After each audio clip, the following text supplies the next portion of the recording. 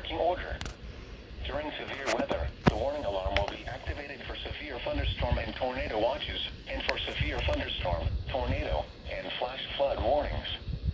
The warning alarm will also be used for civil emergency messages. A test of the warning alarm feature of National Weather Service Radio is conducted at 12 noon and 7 p.m. each Wednesday, unless there is a significant risk of severe